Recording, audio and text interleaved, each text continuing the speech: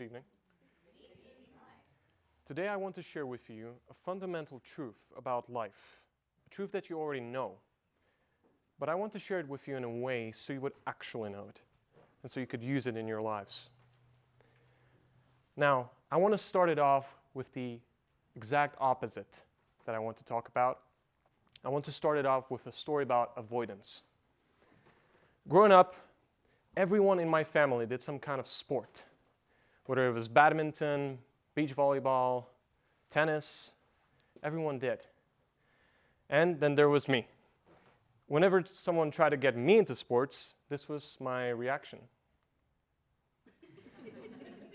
You see, sometimes in life we are just like my 5-year-old self on that photo. We avoid things that we know we should face. And we smile because we think we're being clever. But when I turned 15 years old, those years of avoidance were weighing down on me heavily. I knew that I had to start some sport, that I could not live in avoidance. And so I chose a particular martial art called Jiu-Jitsu, Brazilian Jiu-Jitsu. Just by show of hands, how many of you in the room are kind of familiar with the sport? Okay, pretty much. All right. For those of you who are not, Brazilian Jiu-Jitsu can be a little scary. You see videos online of people getting choked, using arms, using legs. It's, as you can see, like I was at the time second-guessing my decision. And so I did what most people do. I procrastinated going to that first class for weeks until I realized that the real opponent was not awaiting me on those mats. The real opponent was on the inside. And that there could be nothing worse than the avoidance that I was getting from myself. And so I had to make a bold decision that I would go to that first class no matter what would happen. And so I did. And it turned out to be one of the best decisions that I've ever made in my life. This is a recent photo of me competing at Westlake High School. It's a sport that I do to this day. But it started with that one bold decision of going to that class. I wasn't sure what was going to happen. There's a quote by Robert Frost that sums up this story. Freedom lies in being bold. You see, over my life, I've seen that bold decisions start the upward spiral. They can do things that we are not expecting in our lives. Over the years, I've made many other bold decisions, but all of them were leading to probably the boldest decision that I've ever made. This is a photo of me standing at the Prague International Airport. It's a photo my dad took as I was waving goodbye to my family. I was leaving for an entire year to study in this unknown place called the United States. You may know it, right? But I could only make that decision because I no longer saw just the boogeyman standing in the door. Not me, but the other challenges. But the world that lay beyond it. And so that's why I got on that plane. And that's why I'm standing here today giving you this TED Talk. I wanted to dive deeper into the nature of that decision that has brought me here. And to see why has boldness had such positive impacts on my life and lives of other people. And I think one of the reasons is because it helps us to confront our fears. Now, here's a fun little question. What do you think is the most common fear for an adult in the United States? Nice, thank you. Okay, perfect. Yes, it can be a little scary, but it is true. All across this country and across the world, people are scared of talking in front of other people. Now, I have a grandmother, and every year we're trying to get her to do the toast for us at our Christmas dinner. With absolutely no avail. She will flee from the room. And it's not uncommon. It's called glossophobia. But the interesting thing is that we're not born with this fear. Scientists have proven that a person is only born with two fears. The fear of falling and the fear of loud noises. Which means that every other fear we adopt in some way. Usually it's through personal experience or observation. Now, there are fears that are completely logical in our lives, but the problem is that sometimes we adopt fears that are not. We adopt them on little or no personal experience.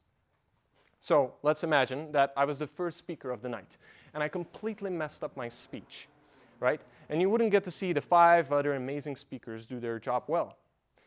Of course, you would leave, if that was your first experience with public speaking, of course you would leave the show thinking that public speaking is messy, difficult, and possibly embarrassing. See the problem with that? And boldness allows us to, and this is a weird way to frame it, but give our fears a second chance to reconsider them. In psychology, this is called exposure therapy. I want you to take a look at these 2 images. What you see on the left there is an encounter with an anxiety-provoking stimulus. A person encounters the thing that they fear, and in response, anxiety increases. So they choose the flight response, or they hide, removing themselves from that stimulus, and in response, again, anxiety decreases. The problem is that we learn nothing, especially with our illogical fears. Sometimes we learn nothing. And so the next time we encounter that fear, anxiety increases again. What do you do in exposure therapy? And for example, this is what we do in our lives. I remember when I was 9 years old, there was this angry dog that lived up the street. And every time I would go back from school, it would jump at the fence and start barking at me. Now, of course, I'm 9 years old, so I get completely frightened. But every time I would run away, nothing would change. That fear would remain. What you do in exposure therapy is that you tackle only a small dose of that fear, enough so you could handle it. And when you do that, and you sit there, as you can see on the right, anxiety decreases because your brain is forming a new memory of you being in the presence of that fear, but not being scared. I remember one day, again, I ran away from the dog, but I wanted to see what was it that I was actually scared of.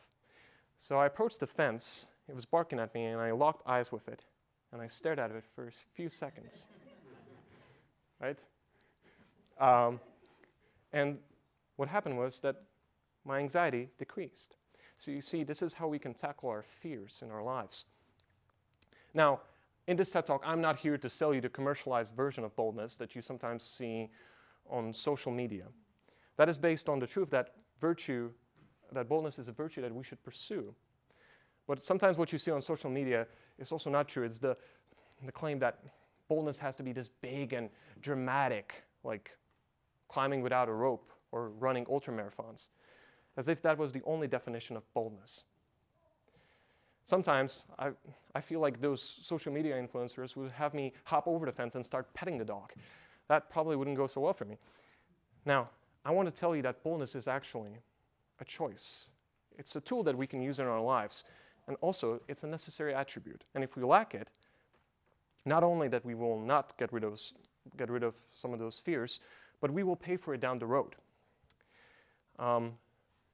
John Gilovich and Victoria Medovitz, 2 social psychologists, they studied the nature of how we experience regret. And what they found out is that in the short term, we regret the things that we did do, like the failing a test or the occasional embarrassing ourselves somewhere. That's the things that we regret in the short term. But as you may know from your lives, in the long term, we usually regret the things that we didn't do, because those are the ones that are bugging us. It's the missed opportunities. It's the unused talents, the unrealized ideas. And boldness is like that silent voice in the back of our heads just saying, just do it, right? Daniel H. Pink, he wrote the book, The Power of Regret, an amazing book. And he examined over 16,000 people. And he was able to sort through all of their regrets and summon them into 4 categories. The first one being foundational regrets, moral regrets, connectional regrets, and finally, boldness regrets. Foundational are the building blocks of our lives. It's the, if only I worked harder in college, if only I chose a different job. Moral regrets are pretty self-explanatory. It's the, if only I'd done the right thing. Connectional are about relationships and friendships that dissipated over time. If only I reached out. And finally, boldness regrets. Daniel H. Pink describes them in the book as not taking more chances in life, not risking more. But what I want to tell you is that boldness is actually contained and causes some of the other regrets in the other types. It takes an incredible amount of courage to switch jobs. It takes an incredible amount of courage sometimes to do the right thing. To reach out to a friend that you haven't talked to in a long time. Are they going to remember me? Will they want to talk to me? All of these things take courage, boldness. And each time we lack it, we're just adding one more to the list. And so I want to challenge you today. What is your biggest fear? Maybe one that isn't that logical or is something that you could actually battle against. And I want you to think about it and make a list maybe. And also I would challenge you to make a list of your regrets. It's a powerful exercise because through doing it, we also find out what we value the most in our lives. And when you do that, you will have a game plan. These are the things that you should be more bold about. Now, I want to go back to this photo. I believe I've developed a lot since that photo was taken. If not, then I'm in serious trouble. But even though I've made some bold decisions in my life, I still struggle making them. And I wondered why. Why is it that now that I have the knowledge about fear and regret, that I can reason out why boldness, choosing bold decisions, is probably the most logical option, why is it that I struggle with them? Right? That you would think that if you could reason all of these things out and make a logical decision about it, that making bold decisions would be easy. But it's not. And we know it. We know that it's not, because sometimes we make pros and cons list of everything in the moment, and then we still choose the easy way out. And so I wonder why. Why is it?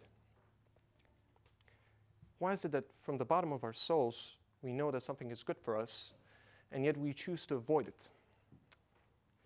And then it hit me with the easiest truth about boldness. It is that it is hard. It is difficult. There is a reason why we value it so much in our society, in all the books about our heroes, right? If it was just a logical decision, then we could reason out that we want to be heroes, and we would just become them. But sometimes in life, we're not the heroes that we want to be, because it's not a logical decision. And so how do we actually become bold? And I think it starts with reframing how we think of boldness.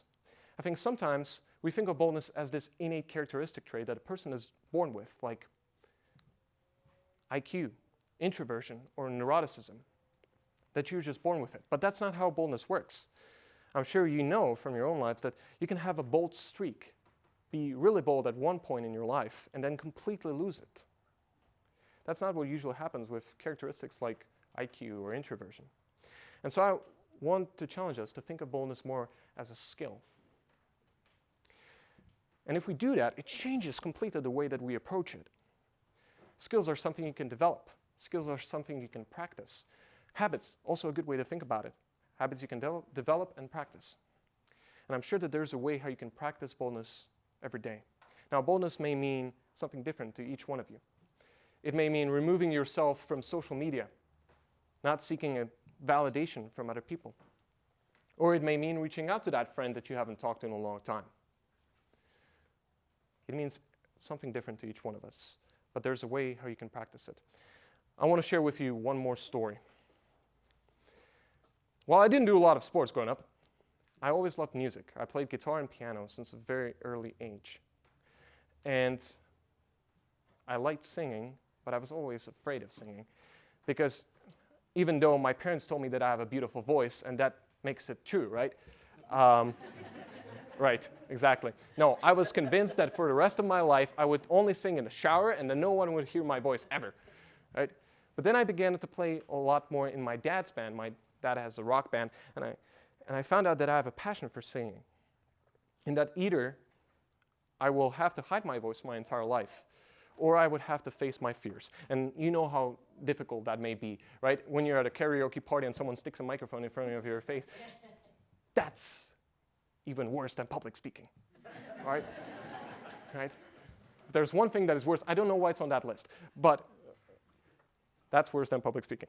Anyway, so I made a bold decision. Okay, small but bold, that I would accompany my dad on a song with the band. And then I remember the first time that I sang a song alone on the mic. It was in a bar, there was a band, and it was magical for me because it was the first time that I let anyone outside my family hear my voice. I want to show you a photo. This is me and my buddy Harrison rocking it out in the busiest city square in my country. Over 20,000 people pass this place every day. Now, that's as if we sold out a Metallica concert. But as you can see, we didn't make that much money as Metallica does. But for all those people going to and back from work, we were the main source of entertainment. And that's the joke. Two people, one of which at one point could not even sing in front of his parents. That's the power of boldness. You make one decision, you don't know where it leads, but it surely is an adventure. And I found that it starts that upward spiral. And I think we need more of it in this world. I think we need more voices. And I think boldness is a good way of awakening those voices, those true beings inside of us, those unrealized talents and dreams. Freedom lies in being bold. Thank you.